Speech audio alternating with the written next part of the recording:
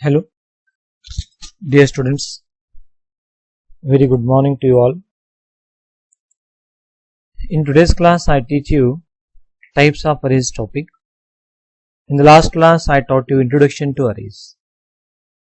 Whatever I taught in my last class, just I revise for you for 1 or 2 minutes. What is an array? Array can be defined as a collection of related data elements. What is an array? Array can be defined as a group or a collection of related data elements. There is a relationship between one data and other data. All data are of similar type. While working with large volume of data, we use arrays. Instead of defining 100 separate variables to store rule numbers, we define only one array. Instead of defining 100 float type of variables, we define only one array, float ABG of 100 to store average marks of 100 students. Instead of defining 50 separate character variables, we define at once 50 character memories at once. I hope you have become little bit thorough with arrays. No need to worry. Whenever I teach you the next topics, you become thorough. No need to worry about that one, please. Okay. Now I start the types of arrays. Arrays are classified into how many types? 1-dimensional array, 2-dimensional array, 3-dimensional array, 4-dimensional array, 5-dimensional array, no end for it. How many types of arrays are there? No end. That's why we discuss about only two. We discuss about 1-dimensional, then we discuss about the 2-dimensional. Once you understand about how to work with 1-dimensional and 2-dimensional, definitely you are able to work with all dimensional. Have you all understood? That's why arrays are classified into how many types? Mainly we say like this: 1-dimensional and 2-dimensional and multi-dimensional. Multi-dimensional array means all. I hope you understood. First we discuss about 1-dimensional array in detail. Afterwards we discuss about 2-dimensional array in detail. We see many programming examples on 1D array. We see many examples on 2D array. Then we move to strings topic. Once you are able to work with these two, definitely you are able to work with remaining also. That's why we stop our learning process by learning 1-dimensional array and 2-dimensional array. In reality, to work with large volume of data means data is large. In that situation, we use arrays. I give examples, you'll come to know. First, as a bird's view, I explain you the difference between 1D array, 2D array and 3D array. Now, all of you belongs to A division class. Let us assume you are 100 students. I want to store all 100 students' roll number. Instead of defining separate 100 variables, I define int a of 100. That means I allocated at once 100 memories. I have given common name as A. This is what? An array. This is 1-dimensional array. This row will have the roll numbers of all students from A division. But in our college we have 5 divisions: A division, B division, C division, A division, B division, C division, E division, A, B, C, D, E. Then how do you store the roll numbers of all students from all 5 divisions? That is not possible by 1D array. Then we go for 2-dimensional array. Int a of 5 by 100. 5 by 100 means 5 rows, 100 columns. Each row will have the roll numbers from each class or each division.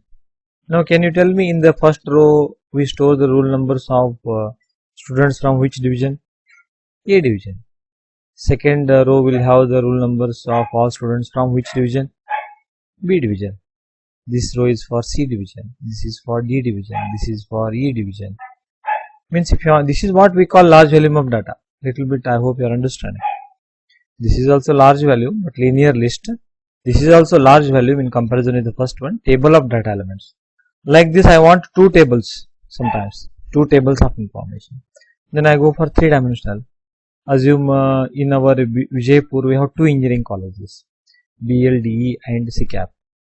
Assume that in BLDE also 5 divisions, 100 students. In CCAP also 5 divisions, 100 students. Then how do you store the information of all students from both the colleges from all divisions? Then we go for 3-dimensional. First one will represent number of colleges, 2. How many divisions? 5. What is the strength? 100.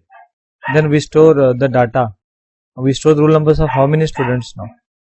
0th set will have the rule numbers of all 5 division students from CCAP.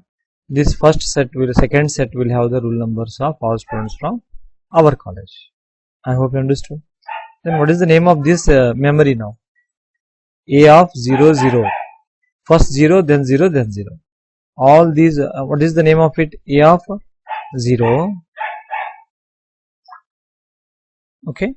Have you understood or not? As per my think, some of the students have not understood. I revise once again for you.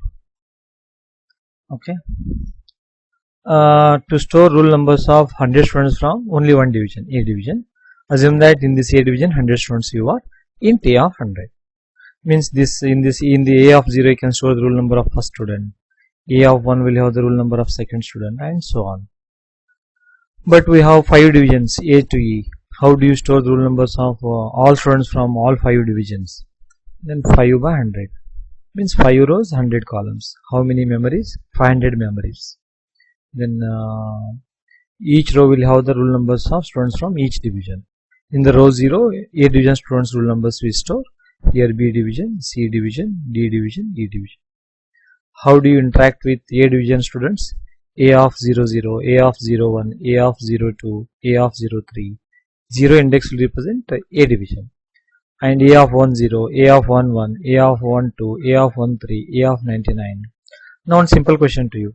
Okay, where the rule numbers of last student from E division will be stored? Here. What is the name of this memory?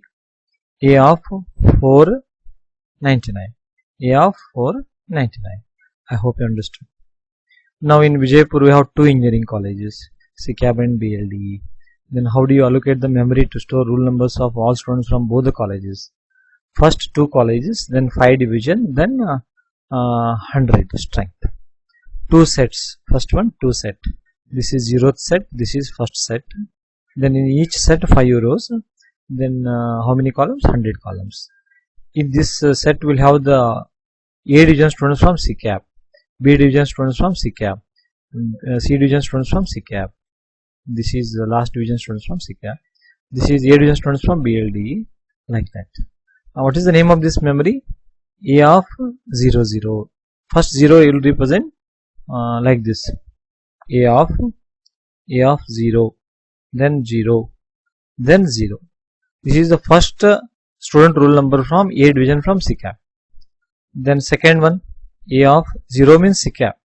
Then third means which division? A, B, C, D. D division. D division second student. I hope you understood. Now can you tell me how do you interact with this student now? How do you get the rule number? Okay, how do you get it? We type A of first means with BLD. 0 means CCAP.